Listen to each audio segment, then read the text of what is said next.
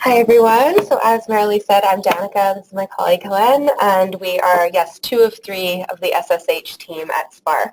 Does anyone know what SPARC stands for? It's the Support Programs to Advance Research Capacity, and we're a unit of the Vice President Research International portfolio. And basically our office's job is to help UBC faculty write the most competitive Tri-Council grant applications that they possibly can. And so Helene, myself, and our colleague Dawn Whitworth, who sends her regrets, we focus on SSHRC's 5 main research grants, which we're going to go through today, along with the SSHRC evaluation criteria and the kind of support that is available to you through SPARC. All right, so these are the 5 main grants. The 2 that I work on primarily are the Insight Development Grant and the Insight Grant. So as you can see here, there's kind of a difference of amounts to all these grants and also difference of duration. So the first one up here, the Insight Development Grant, as you may guess from the name, is meant for research in its initial stages. There's also a 50% budget envelope that is reserved for emerging scholars, which is essentially folks who have never received Tri-Council research funding in the past, and then you have to meet one of a list of 5 other criteria that are things like hasn't ever held a tenure faculty position or is less than 5 years out from receiving tenure, or I think that one of them has to do with your latest graduation, and so that's all available on the SSHRC website. The Insight Grant is kind of the full version of that IDG. It's meant for long-term research initiatives, so research that's already gone through that seed funding stage and is ready for something bigger. I'm going to turn it over to Helene now to talk about the other programs in the SSHRC suite. And I guess one thing I'll just note quickly is that the Insight Grant application deadline is coming up in the fall, so if you think that you might want to go for that one, I would definitely encourage you to get in touch with my office about that. And we dressed for the occasion too. It was not planned.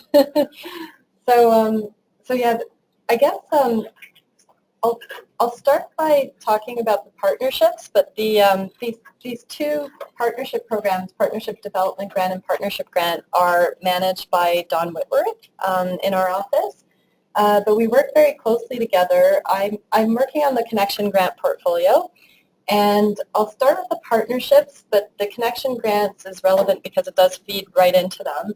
So the Partnership Development Grants are for researchers that are working in collaborations, and these collaborations are somewhat structured and formalized in a way that it's beginning to look more like a real partnership and not simply a research program by academics that are having access to collaborators on the field and sharing knowledge. They're actually working hand in hand together and completing a project. And at the very beginnings of this kind of a partnership where you don't have too many partners yet, or it's the first time that you may be working together, a Partnership Development Grant is a nice opportunity to apply for. It's $75 to $200K over 1 to 3 years. The partnership grants are much larger. They're up to $2.5 million over 4 to 7 years. And usually researchers applying to that have multiple partners, so they're going to have like between 10 to 50 partners, or and many contributions that will likely be like almost 1-to-1 or 2-to-1 sometimes. But what SSHRC requires is that researchers interested in this grant program seek 35% of contributions outside of the SSHRC funding pool sources. So if you're interested in these partnerships or larger collaborations, you're welcome to contact our office, and we do have our contacts at the end of this presentation, and to speak directly with Dawn. The Connection Grant program is much smaller scale than the other ones listed above. It's meant for short-term activities, very targeted events, and the funding that you'll receive will be for 1 year maximum. But it's actually a very effective grant, and you have 4 deadlines to apply over the course of 1 year. So the next deadline that's coming up is August 1st, and then the one after that is November 1st.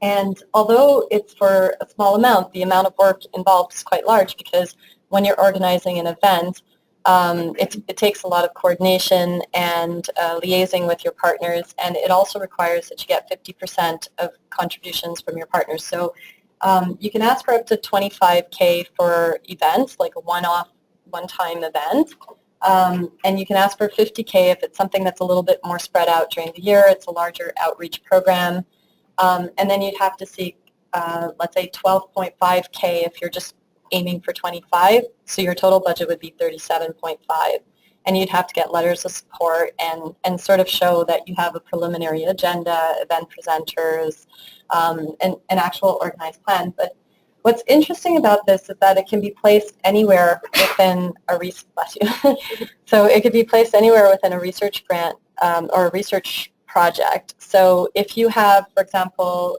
an insight grant and would like to do this additional knowledge mobilization, I believe it's called something else, knowledge translation in CIHR.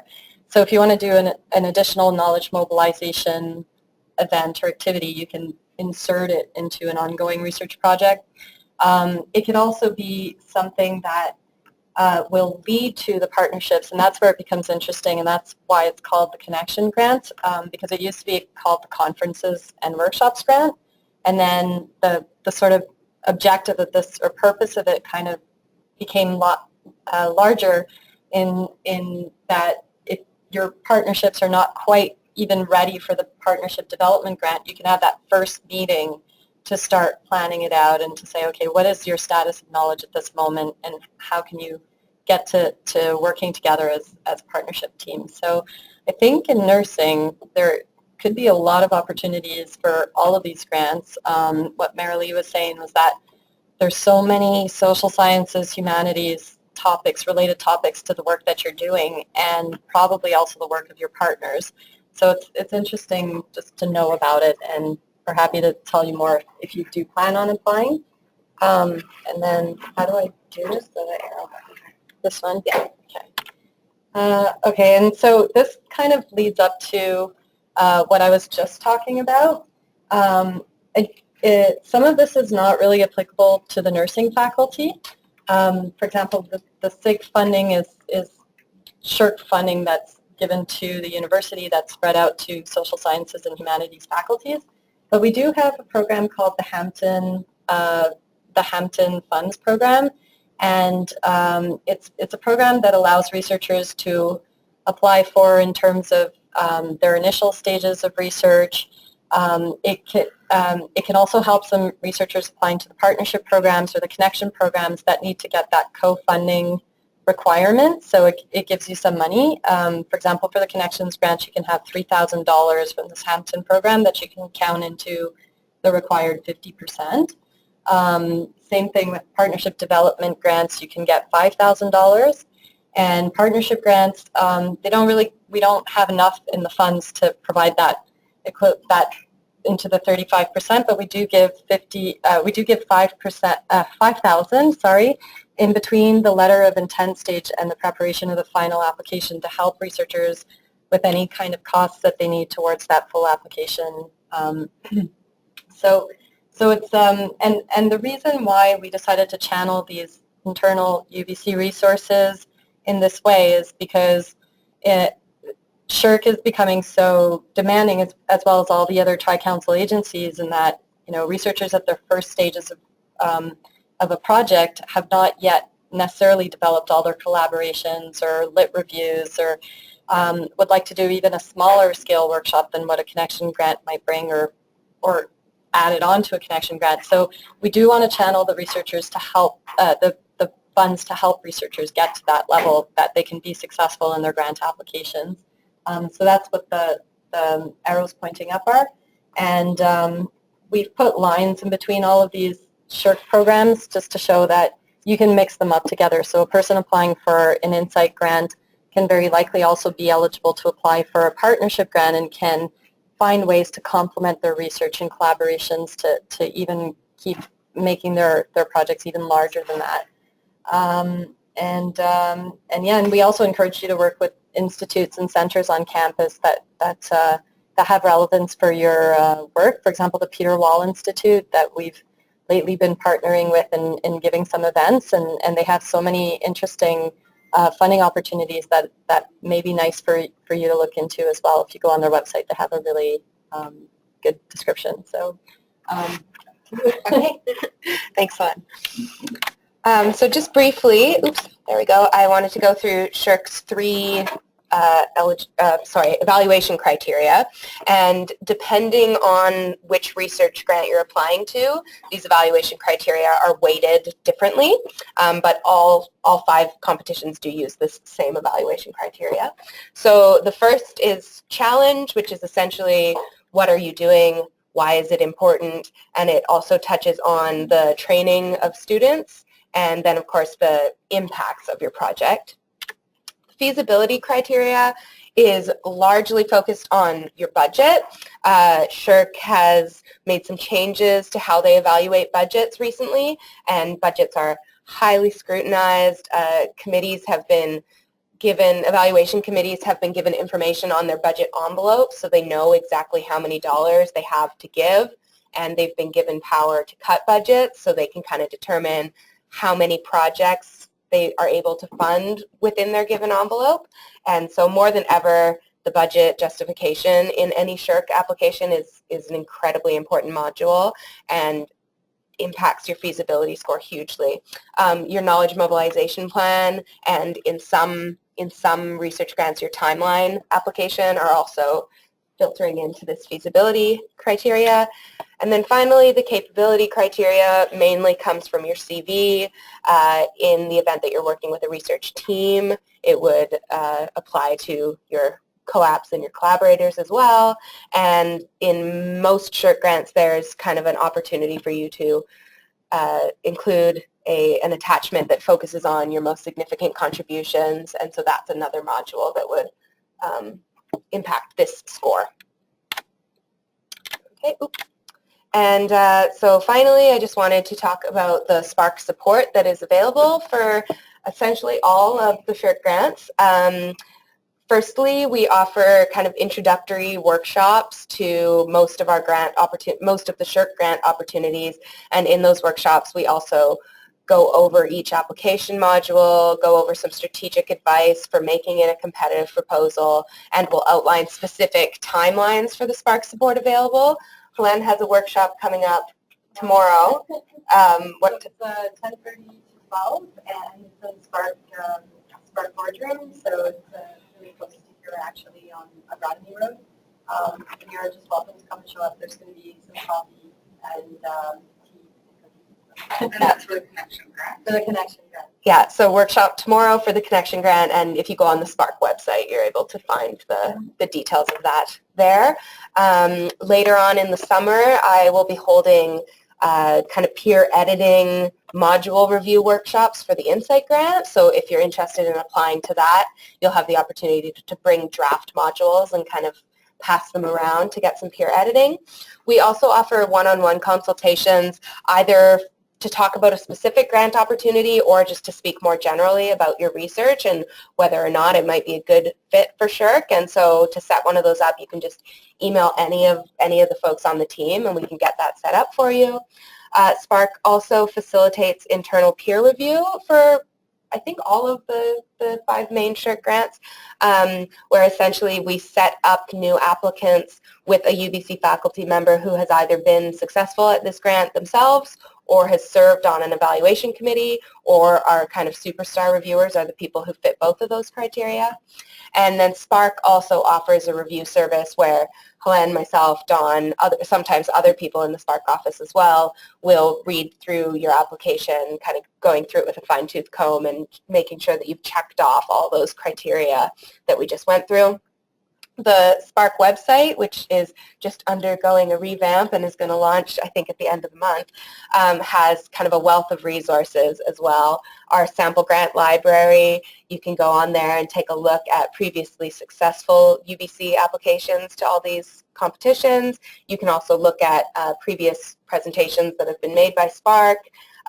Most of our SSHRC competitions have a page that is specific to information about a single competition, and then we also have Q&As and also SSHRC frequently asked questions, a lot of links to external SSHRC documents. That's the info for myself, for Helene, and for our colleague Dawn, and please feel free to get in touch. We always like to hear from new people and get to know you and your research. So that's the end of ours. So we thought we'd have Vicky come up and give her experiences before we open up for questions. I'll just set up a slide deck here.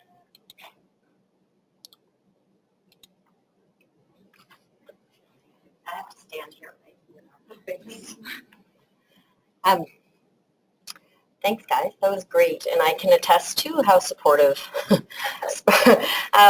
office is in terms of these kinds of things. I wasn't really sure what to do today or where to start. So what I wanted to first highlight is that I currently hold an Insight grant.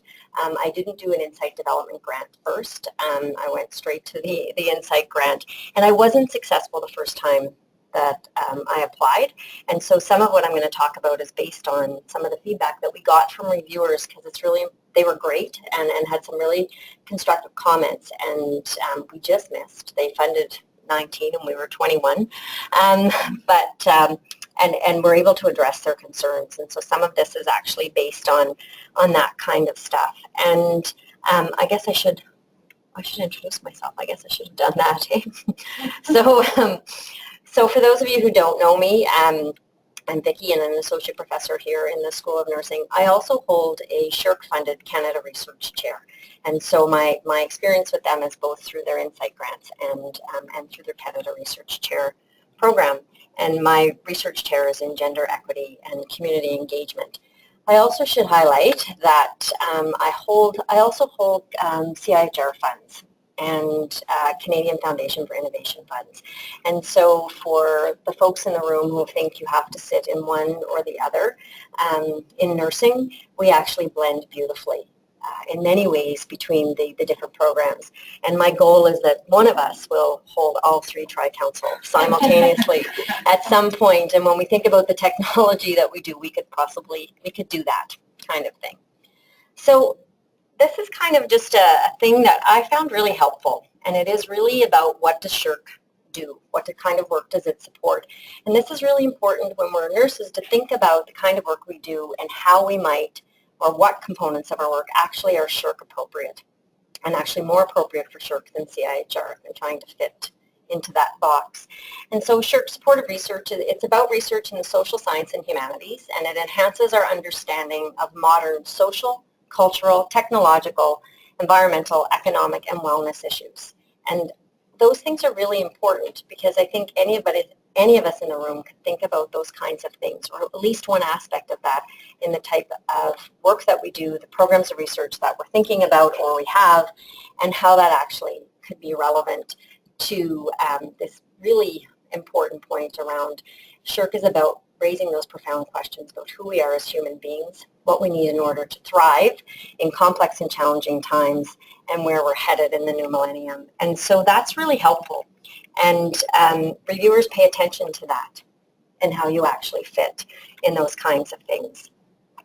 So why nursing? And how does nursing fit? And nurse scientists, I think I'm not the only one, but are real leaders in interdisciplinary research. And I think it's really important to think about that. There is when SSHRC and CIHR made the split between what was health and what was not health in their very, I'll call it narrow conceptualization of health. Nursing, I think a lot of nurses felt lost in terms of funding and how to position our work and where we actually fit in this new kind of thing.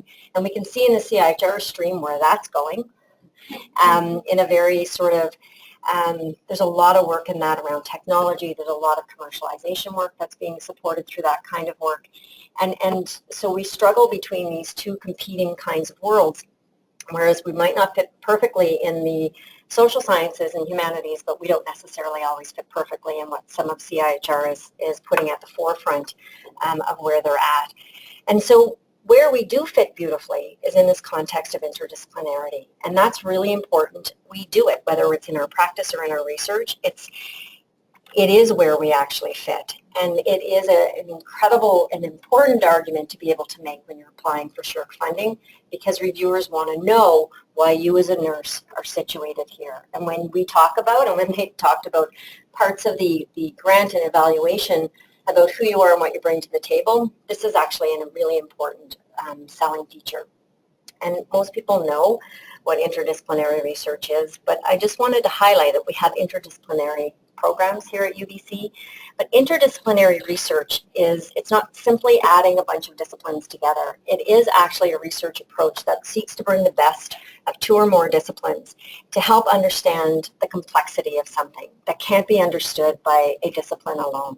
So it's not an additive kind of thing. It's actually about how do we work together in these different disciplines to actually help address the complexity of those issues that have impact, economic, technological, social, cultural, and those kinds of things. And so one of the things that worked for me was being able to position, particularly in my Canada Research Chair, being able to position myself within relation to the other disciplines, particularly into the social science and humanities disciplines. And so if we think about it, if we think about all the different things that we get engaged in the work that we do, we work with such a variety of disciplines quite often. If we're in health service delivery, we're often working with finance, economics, policy across various sectors. All those kinds of things come into play. And when I talk about mine, for example, law and sociology are particularly relevant to a lot of work that I do, and how those kinds of things work within a nursing lens as well, and how they get blended together is really important to think about. I thought, I would share some general kind of tips and tricks that work for me. One of the things that's really important, especially for all of us, is to think about what our program of research is. What is it about? What are our goals? What are our objectives within a program of research? Before you get down to the nitty-gritty of the project to get funded, it needs to be positioned in what it is that you're working on overall and how it fits within your program of research. It's so much easier to write a grant if you know what you're working towards, and figuring out which part of your program of research actually fits within SSHRC. And it doesn't mean you have to have it all nailed out or that it doesn't change over time, but having sort of a vision of your program of research and what it is you really are about is actually quite important. Once you have that, you can start to figure out what aspects of that benefit by looking at things through the social science and humanities, and how you might think about what aspects of your work actually are related to that. And in that, I can't emphasize enough how important it is to then harness the partnership and the expertise of the people that you would work with in relation to that. Unlike maybe the partnership development grants and those kinds of things, and partnership grants have massive teams. My experience, and you guys can correct me for others, is that the insight grants are not these big massive teams, and actually they're smaller. You know, I don't know if you put in CIHR lately, but you'll see like 25 people listed. That doesn't work in the insight development grant. Can you imagine, right? You have to write every single role of that person in that. And so if you're in that kind of a team, that might not be the right stream. You might be in a partnership development or partnership model kind of thing. But thinking about insight development and insight grants, which are what I've worked with the most, it is about who you're going to play with and figuring out the expertise that people can have. It's not just about having somebody's name or CV because they've done work in that area. It's about having a really meaningful contribution. And reviewers really pay attention to that, I would say, more so than in CIHR, in the kinds of comments that we've had back. So once you've done all that, you can carve out your strategic project that fits within SSHRC funding. My recommendation is start small. If you've not applied for SSHRC before, don't go in with 2.5 million starting out, especially if it's your first grant. you do need to develop credibility. And it's important, and reviewers want to know. And if you haven't held SHRC before, and you haven't held a lot of grants, this is not the place to launch your first $2.5 million interventional kind of thing. I don't think. I think you'll be successful to have a smaller part, and then you can build into those kinds of things. And when you're thinking about the grant, like any, be really clear, though, about your topic, your methodology, and your methods align with the social science and humanities. The theoretical perspective that you take is really, really important. And it is much more involved, I would argue, in some ways than CIHR applications. You really need to be clear about what theoretical perspectives within the social science and humanities you're contributing to, building from, and how you're going to use it. And as I said before, avoid large teams. And when you're thinking about your topics and those kinds of things, ensure that you can speak specifically to some of their core areas, be it the social, the cultural, technological, environmental, economic, and wellness issues. And the wellness issues are important, so we can frame a lot of things around well-being, not health.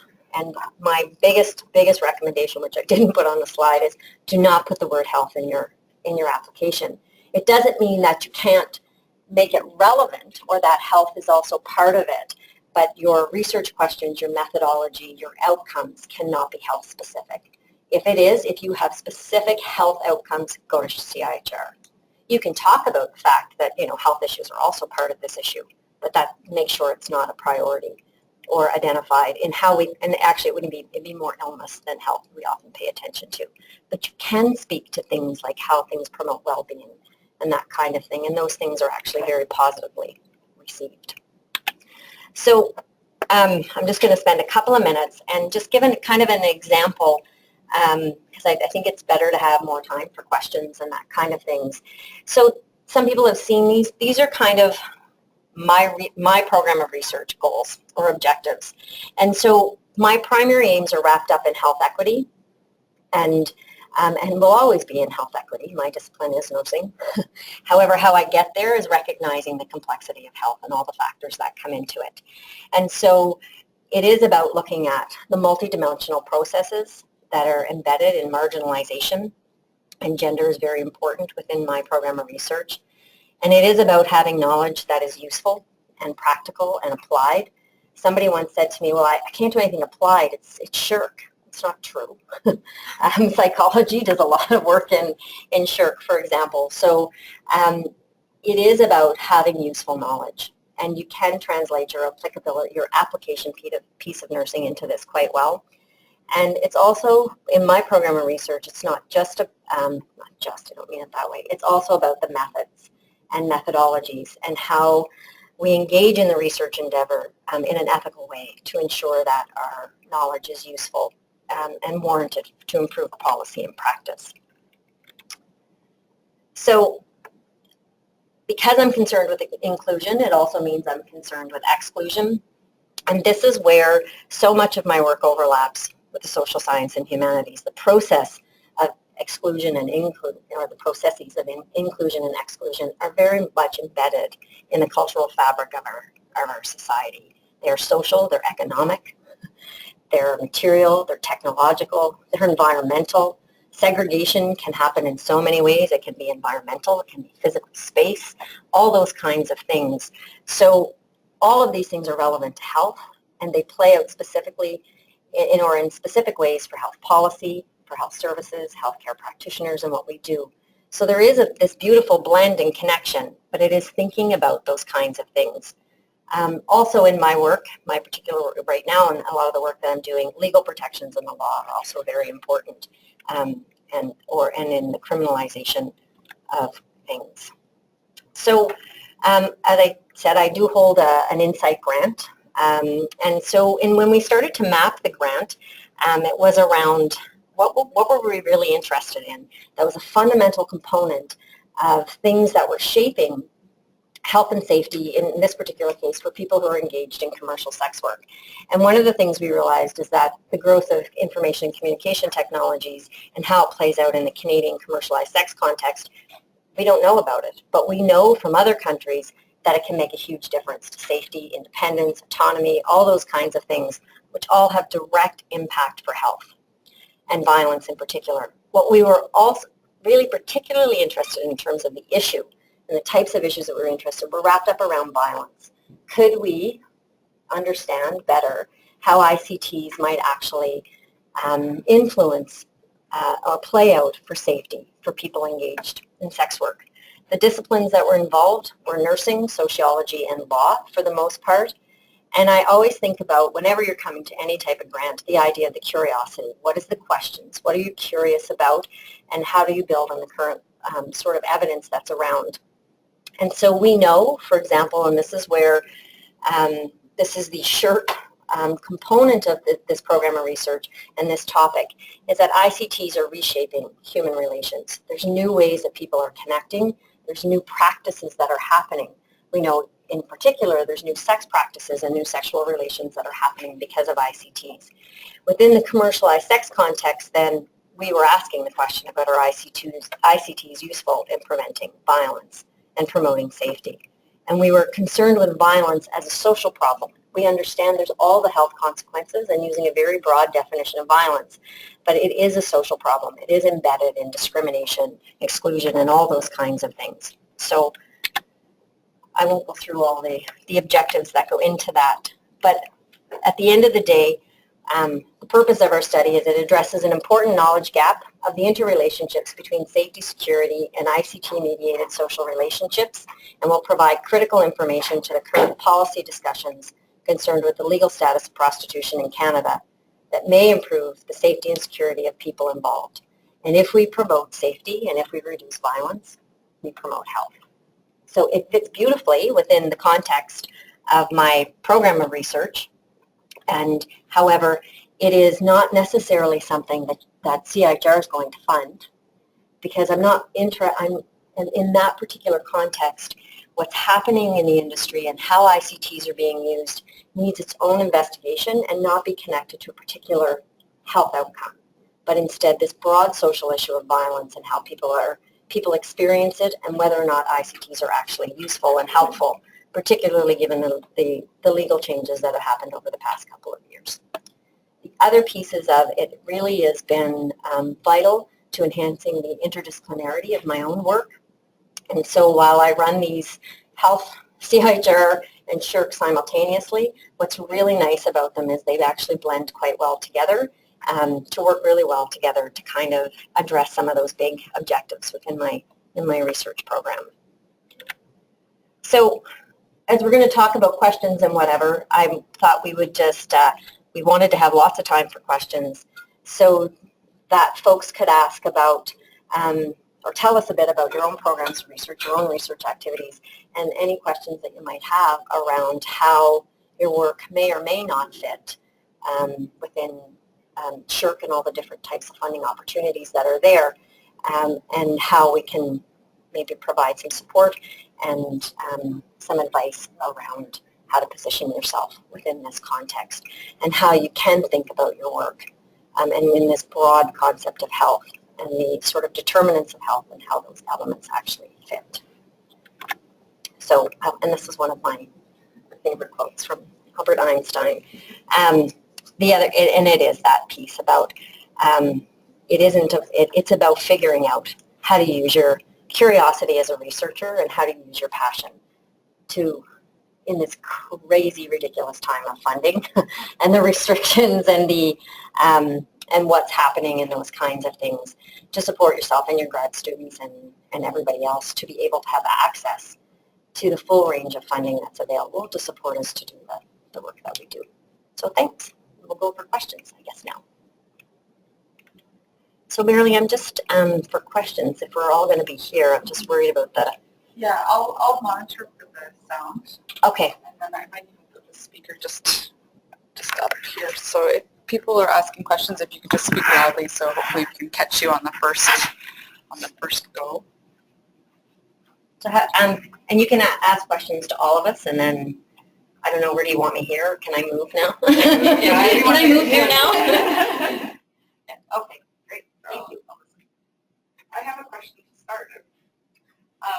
my question is about the connection grants, and that in talking with the researcher, we were kind of looking at connection versus some of the peer wall opportunities as an either or, like only one or the other. But it sounded like you were talking about using them together, and I'm just wondering how you would do that, because it seems like I just wasn't sure that they would work together. In fact, so we are continuing to meet and talk with peer wall, but I think the only real challenge with combining them are the deadlines. So, for example, Peter Wall had an opportunity on May 1st, and so SSHRC will only recognize Peter Wall funding or any other funding if it's already confirmed and written to you in the form of a letter by the organization. So, of course, until the Peter Wall Institute decides on those applications, you won't know if you have that funding for sure. So it's a matter of like synchronizing the timing. So if you apply for the Peter Wall opportunities on May 1st, maybe consider applying for the SSHRC applications like on August 1st or November 1st, because by then you'll have the answers to Peter Wall. But other than that, it works really well. And then it's about having your event at a time that allows you to use all of this funding together. So to plan your event maybe 6 to 8 months after you apply for the Peter Wall, which also allows you to apply for the SSHRC Connection Grant. And then the SSHRC Connection Grant, the decisions always come out 2 months after the application. So if you apply in August, you'll be getting your responses apparently by the end of September, but usually like first week of October. If you apply in November, you'll find out first week of January. So planning it out around those timelines, I would say. But we are kind of meeting with the Peter Wall Institute to see if anything can be done about matching some of these deadlines.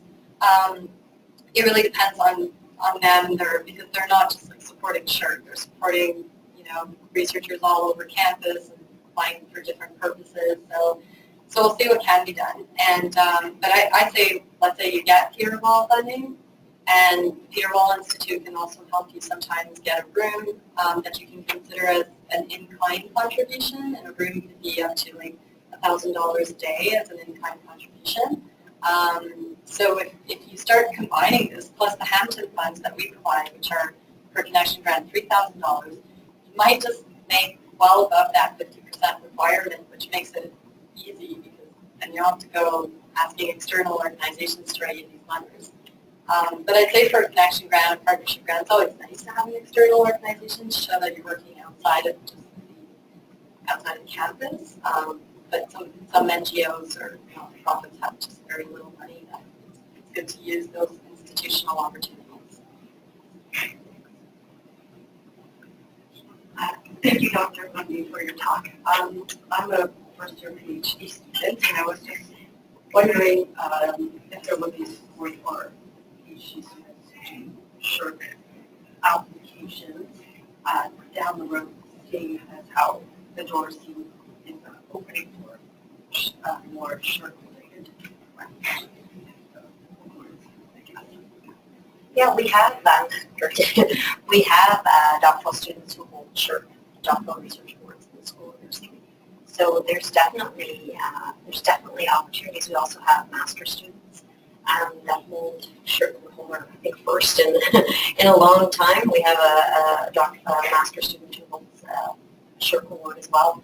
So there's definitely the opportunity. It's about working with your supervisor and to be able to frame your work within that, and also to frame the supervisor's work within that as well. So to be just blunt, it's really helpful if you're applying for SSHRC funds within the doctoral program that your supervisor have a history of holding SSHRC funds. I think you really want to position yourself to be competitive and strategic.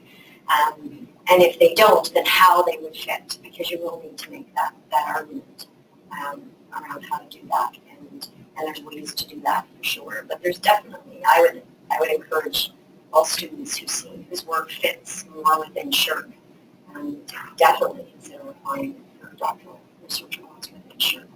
I mean, the competition is equally as stiff and that sort of thing, but we do have a track record. people have been successful, so absolutely.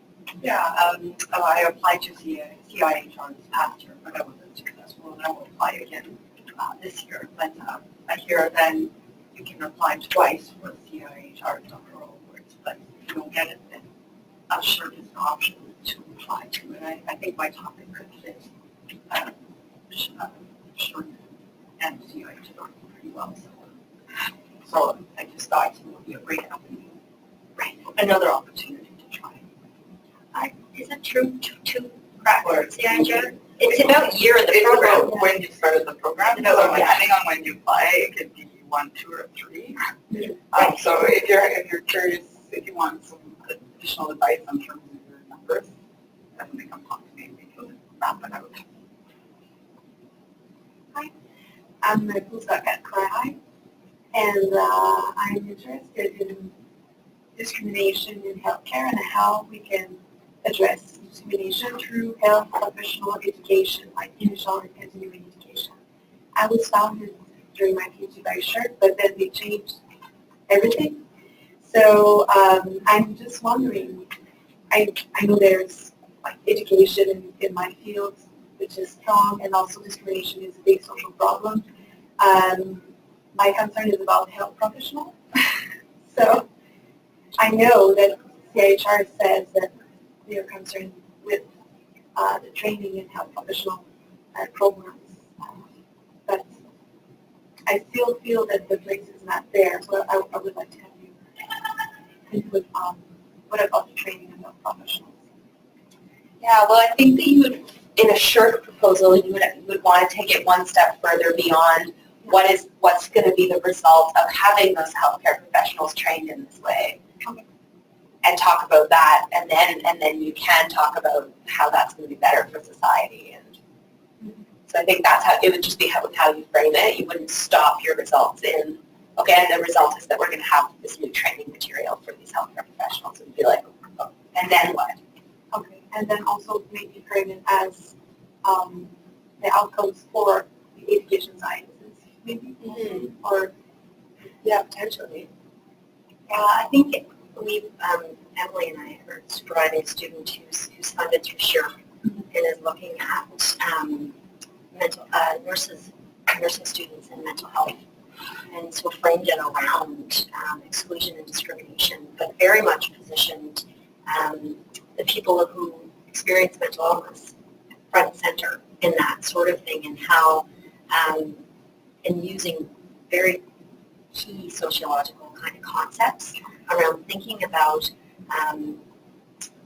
sort of how people overcome, their perceptions and their discriminatory attitudes and practices, and then how that is improves society overall. And so I think sometimes we get so narrowed in on the immediate deliverable, we miss the bigger picture, of which, we know, for example, that so much of discrimination, we've talked about, so much of that is tied up around, gender, ethnicity, class, substance use, mental health, all those kinds of things. So those things are core concepts in how society operates overall. And so thinking about the cultural norms and practices around discrimination is really useful, and that you're actually looking at, it's almost like healthcare professionals are the case that you're using to actually show how education can or cannot actually shift social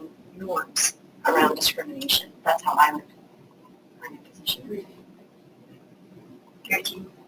I have a question. How, from your perspective, interdisciplinarity is understood? And what I have in mind is that I looked at criteria, both of Feasibility and Connect, and it seems that Feasibility wants you to have, when you apply, interdisciplinary on campus, whereas I was envisioning a project that would actually have mostly nurses from campus, and then the other disciplines would come from other universities. And so I felt a little bit caught in those conflicting criteria, because I could construct interdisciplinarity across settings, because they would come from different settings. But if I would have to argue how the UBC representation would be interdisciplinary, I would be stuck because if I would promote scholars from the School of Nursing, it doesn't seem interdisciplinary. So that's why I was wondering if you have any experience on different types of configurations. If I could just jump in and then please go ahead and chime after. I'm not going to comment on interdisciplinarity because I don't think I'm the expert on the table necessarily, or the academic expert. But I would say that I think it merits a discussion like Bernadette Ma, who works at the Peter Wall Institute, and Ma is spelled M-A-H. She's the program manager there that could probably, if you were able to give her a small summary of what you want to do, she might be able to comment on that, because I'm not sure that it would be ineligible for Peter Wall. Like, I think she might be open to that kind of thing, but I'd rather chat with her. But if you have like something more profound. I don't know the profound, but that would be my best advice too. But I think that there's lots of different operational definitions of interdisciplinarity, and I think one of the great things when you're applying for funding is just be really clear what your operational definition is. I don't think having only nurses, would represent interdisciplinarity regardless of their fields of study. I think that would, as a reviewer, that would not be okay. I think that you would have to really work to flush that out. If that was the best team, right? It's about how you position your team and why this is the right team. So I positioned mine around interdisciplinarity and those kinds of things because I was coming with this track record in health research funding, and so I think it's how you position, not necessarily interdisciplinarity, but how you position your team. And so if it's right that only nurses do that because of this breadth of experience and expertise in something, then you can articulate that and argue that. You just have to be really clear about that, but I wouldn't position it as interdisciplinary work if it's only nurses. No, what I meant is whether you part of the UBC component would be in nursing, and rather than the other disciplines would come from other institutions. Because you listed 3 disciplines: sociology and law and nursing, I guess. Yeah. But then do all of them come? We have for each discipline representation from UBC. So it could be that only one discipline is in one institution, and if you work across, it still counts as it counted, even if the people that you withdraw in from UBC were only nursing. Yes, yeah. They would still work in this discipline. I mean, certain internal opportunities might require you to work with different departments at UBC, and it'll depend on the opportunity, but for sure, like, it doesn't matter where your team members come from. And also, just to echo what Vicky was saying, you don't have to have an interdisciplinary team to be eligible for SHRC either. If like you said, it's about putting together the best team for your project. Okay, very helpful. And depending on, again, thinking about size. But I mean, different people hold, SHRC grants, like not every SHRC grant interdisciplinary. For me, it was a strategic thing, one, because my work is, but it was, and I was also arguing about, and I guess it extends into my CRC, about the methodology, interdisciplinary methodology, and why that matters. And so it's not embedded in my SHRC Insight grant per se, why the team is interdisciplinary is there, but the methodology is actually a fundamental part of my deliverable for my CRC, so it kind of, those things overlap.